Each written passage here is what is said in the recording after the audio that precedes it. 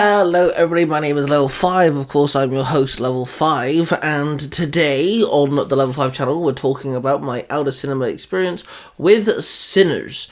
Now of course, if you're new around here, do consider subscribing, because here we talk about movies, TV shows, video games and comic books and all the such.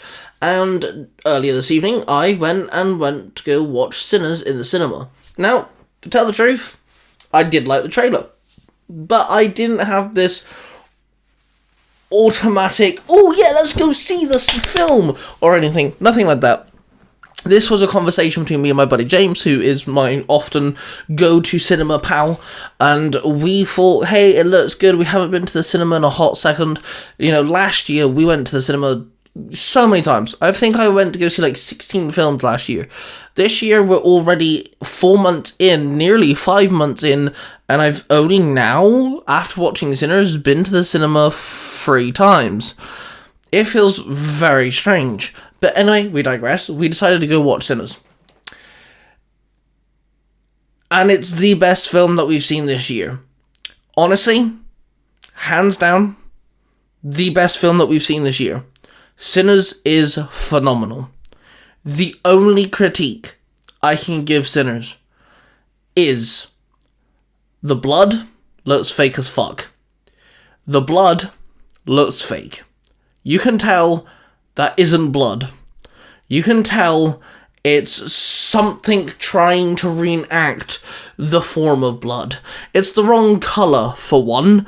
Blood is a deep dark red. What was coming out of bodies was more like a creamy red. You can tell the blood was fake. That is my only critique. That film was so good. First things first, Michael B. Jordan is playing 2 separate characters. He's playing twin brothers. And holy fuck, he does a good job at it. He plays them very differently. One of them is very headstrong, very work first, pleasure later type character, and the other one is the polar opposite. He's very boisterous and fun and, you know, outgoing and things. They're very Peaky Blinders. If you enjoy that TV show, you will like Michael B. Jordan's 2 characters, Smoke and Stack. Now, whoever did the special effects for this film, kudos to them, because there is only one scene in this film where you can tell that the 2 brothers are not in the same room, as in they were edited together. One scene in the entire movie. And just to let you know, about 80% of the film, both the brothers are in the same scene. They did such a good job. There's literally a moment where one brother will take a drag of a cigarette and hand it to the other, and the brother will receive the cigarette, and literally it's so flawless. It was done so well. The special effects, honestly, weren't too bad for the horror side of this. This is a horror action movie. What can I say about the horror? Honestly, it's not really there. It's more near the end of the film. This is your type of movie where there's a lot of build-up. There's so much story progression, so much character building, there's so much world. Then it's horror. And when the horror does kick in, it's then all about the scary shit. But there's so much world building first, it's really good. This would make, honestly, it's in my top 3 movies of the year. There's a good couple of movies, there's 2 or 3 movies that we're definitely seeing this year. I'm hoping there's a couple more movies than that. But honestly, Sinners, it just is so good. One of my favourite things, which James actually mentioned to me while we were driving home, and I'm glad that he did, because I didn't really think about it until he mentioned it, but it does such a good job on focusing on other characters with the camera work. Now, of course, no spoilers here, but I'm just going to paint you a little picture so you understand what I'm talking about. Let's say you've got character 1 and character 2 having a conversation, and character 2 needs to go and get character 3, right? But character 1 is talking to random person 1. Well, when character 2 leaves character 1 talking to random person 1, character 2 goes and gets character 3, the camera will actually follow character 2.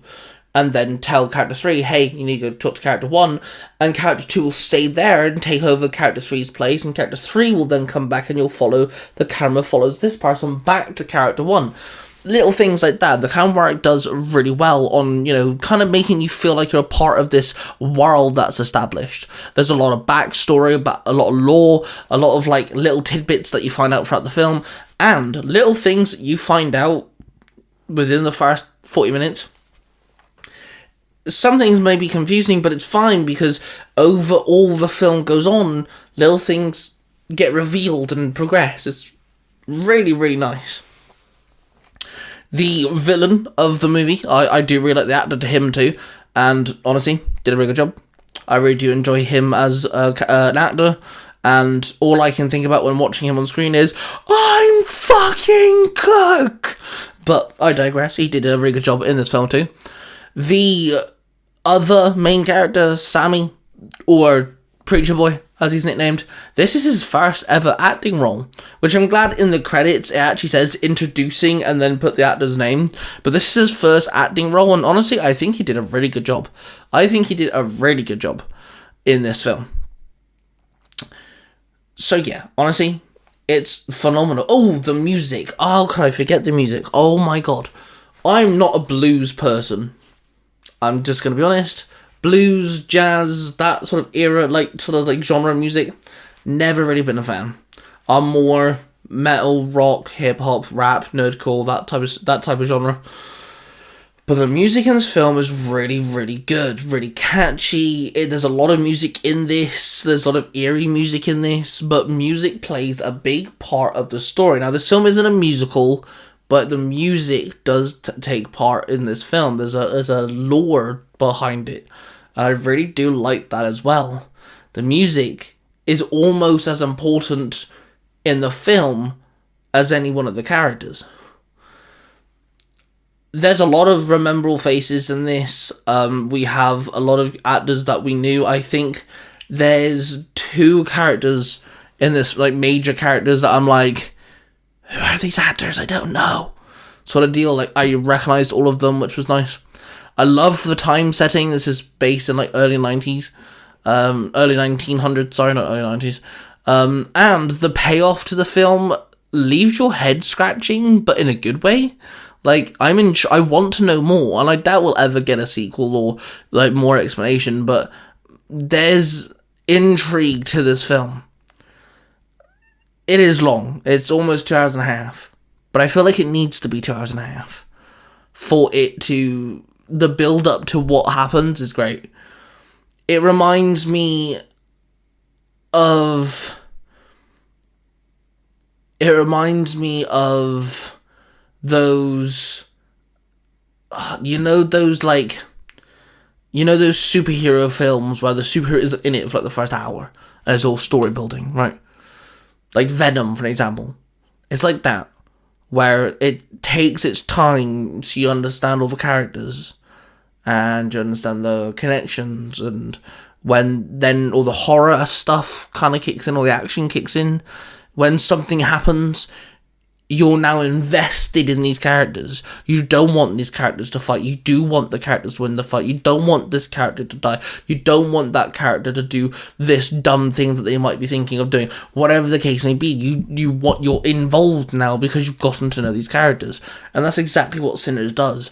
And honestly, right now, favourite movie of the year. Favourite movie of the year. 110%. That being said, thank you guys for listening to me ramble on about Sinners for almost 10 minutes. Let me know if you guys have watched this film. I'm very curious to see what you guys think. I personally think it's really fucking good. Really glad that me and James decided to go, hey, let's go watch a movie in the cinema. You never know, it might be fun. Really glad we did that. With that being said, hit the like button, subscribe button, and notification bell. We're of passion, everybody. We love you all, and of course, I shall see you guys in the next one. Bye.